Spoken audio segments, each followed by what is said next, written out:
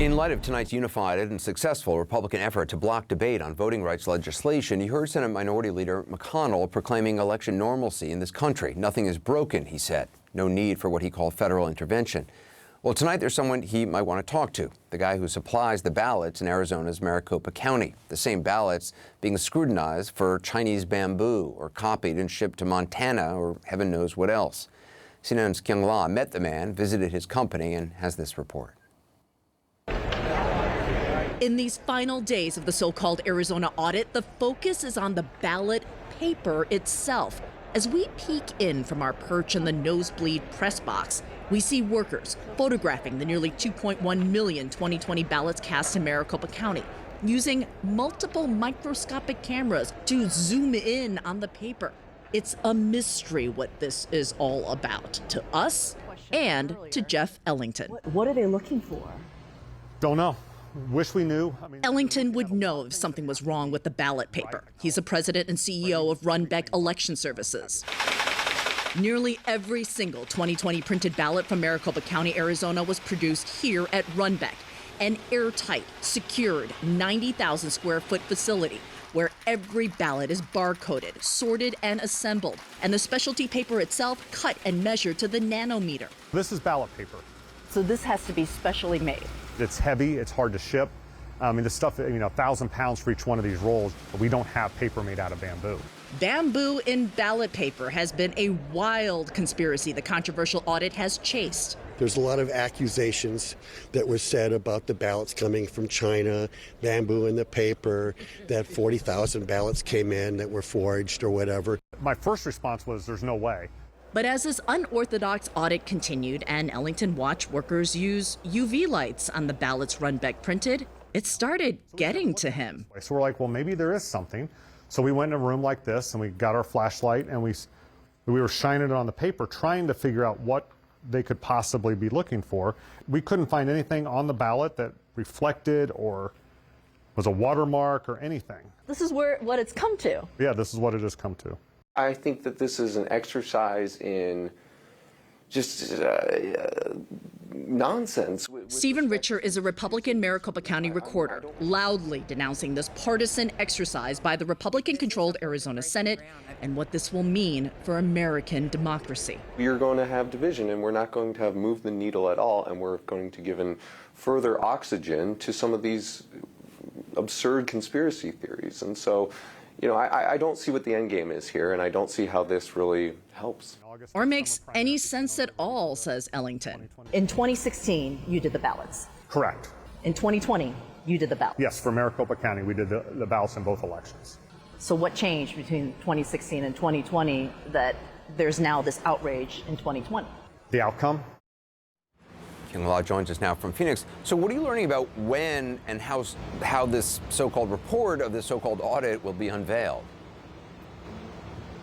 Well, when we spoke about this last night, Anderson, we were hearing that it could be late July, early August, and there's a lot of this guessing game, a lot of this uncertainty, because Arizona's Senate President Karen Fann isn't exactly talking to a lot of election officials here in Arizona like they anticipated. Another source is telling us it could be 60 days. That's the last word that they got, that it could be 60 days before they figure out what is going to be revealed, what it's going to look like, and what it could mean for the voters here in Arizona and in Maricopa County specifically, Anderson. That, though, creates a lot of uncertainty to have all that time, that gap, as this question and all these conspiracies are still swirling out here, Anderson. Kyung La, appreciate it. Thanks. More now on the effort to spread these sham audits. Jenna Griswold, Colorado's Secretary of State, recently took action to head off a push for them in her state. Some of the demands have apparently been inspired by the privately run audit in Arizona. And Secretary Griswold joins us now. So, Madam Secretary, I appreciate you being with us. I want to get your thoughts on the situation in Arizona and what it's prompted you to do in Colorado. But first, I just want to get your reaction to the breaking news out of Washington, the failure of the Senate along partisan lines to move forward a federal voting rights bill. Senator McConnell is saying it's not necessary. This is something that should just be left up to the states and go through the courts if necessary. Well, Anderson, thank you for having me on. My reaction from what happened in D.C. is Democrats are united in protecting voting rights, and Senate Republicans are united in allowing states to suppress their voters. And that's what we're seeing across the nation, a concerted effort, coordinated to undermine democracy and then justify the passing of voter suppression. So I believe that it's urgent that we do have the Senate take action and really call on every single senator to do a carve out of the filibuster. We cannot allow the filibuster to be the reason that democracy is destroyed by these voter suppression tactics, these fake audits, and literally insurrectionists running to be the chief election officers of states as Secretary of State. Isn't there an argument to be made, though, just arguing the other side here, that there's a reason the system is set up the way it is, and if, for those who didn't like the former president, had the federal government been able to have a one-size-fits-all policy for how the election should be run in each state, there could have been something done untoward by the former president, whereas the fact that this is done on a state-by-state basis and states make up their rules about the voting rules, isn't there some protection for voters in that? Well, what voters need is protection and the freedom to cast a ballot in fair, secure, and accessible elections. And what we are seeing is that our freedoms are being under attack in state legislatures across the nation. And I believe that every American deserves access to have their voice heard in elections, regardless of the color of their skin, the amount of money in their bank account, or where their zip code is. So I disagree with that assessment. We are at an urgency point for our democracy. And what federal legislation would do would not say you have to run your elections this, that, and the other way, and that's it. It would put a floor in so that states and partisan elected officials stop suppressing their voters. And Anderson, with these voter suppression bills, it's not only about taking away Americans' freedoms, it's about partisan GOP members trying to tilt future elections in their favor. That's about as un-American as you can get.